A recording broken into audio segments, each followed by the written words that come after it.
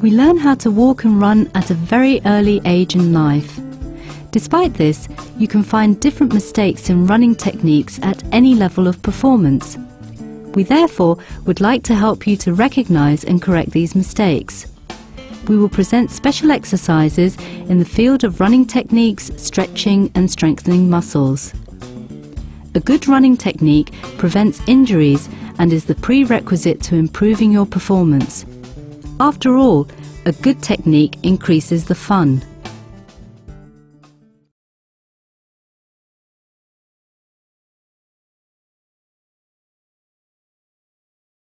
A good running technique is distinguished by several features.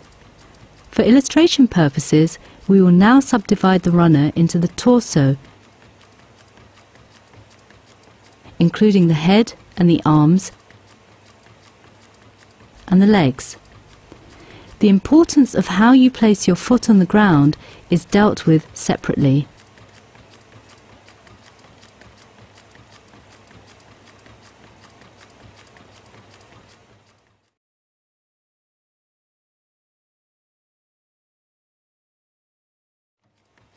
Your torso is completely stretched and leaning slightly forward. It is very important that your hip is stretched. This hip stretching will be looked at separately in the section on basic running exercises. Your head is held upright and you look straight ahead. The most important criterion is the full stretching of the hip. Imagine a string on your chest that pulls you up diagonally so that you become taller and taller.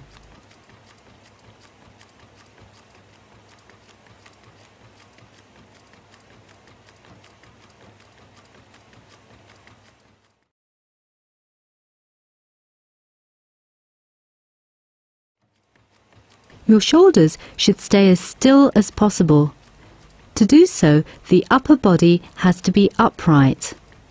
Your arms move actively in the direction you are running. They must not be held across the torso. Your lower arms are held above the hip. Your hands are loosely closed.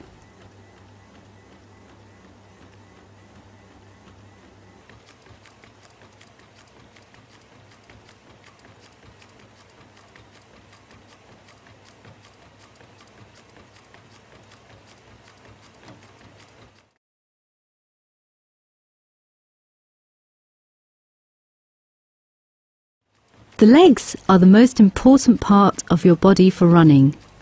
Your heel moves up just when your foot loses contact to the ground.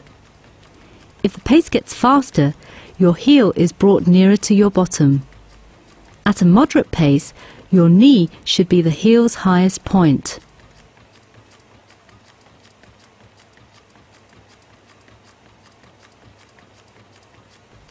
A fast pace is only possible if your heel is lifted appropriately due to the fact that an unbended leg is too long to function as a fast pendulum. Otherwise, it cannot be brought forward quickly. After lifting up your heel, your thigh moves forward. Your heel stays up by tensing the rear thigh muscle. As soon as your thigh reaches its highest point, the rear thigh muscle relaxes and your lower leg swings passively forward. Good runners lift their thighs to such an extent that the lower leg can swing out in front of the kneecap. Do not try to push your lower leg actively to the front because you would use the wrong muscles. Try to lift your heel up and your knee to the front and swing your lower leg forward passively by relaxing the back thigh muscle.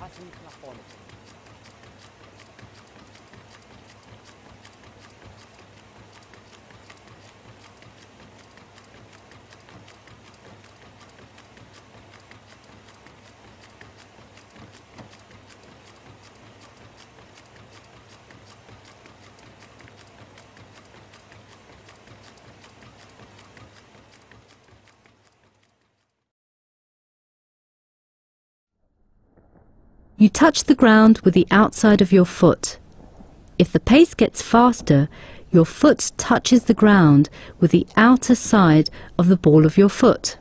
Ideally, your foot is already in a backward motion because your lower leg was swinging forward prior to this. Your heel goes down after the foot has touched the ground. This motion is controlled by the calf muscles and the Achilles tendon so that part of the impact is absorbed. Your whole foot touches the ground briefly. First the forefoot, then the middle part of the foot, and finally the heel. A natural inward rotation around the axis of the foot occurs as soon as the whole foot touches the ground.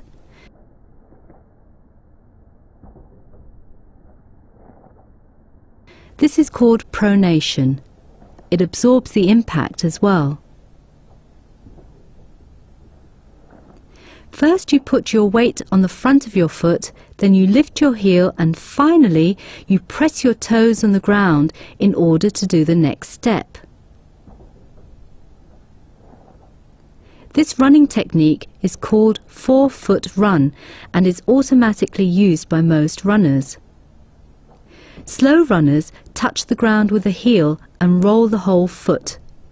This technique is called heel run. The technique of the forefoot run comes automatically when the pace increases. Otherwise, the impact of the foot could not be absorbed.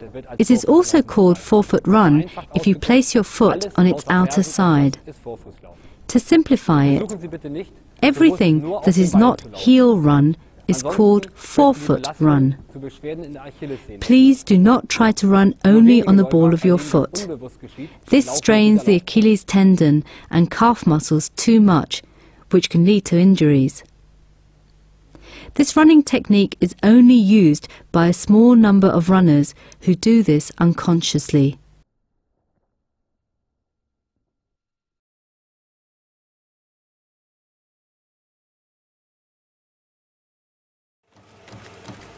At a high pace, the technique stays the same, only the extent changes.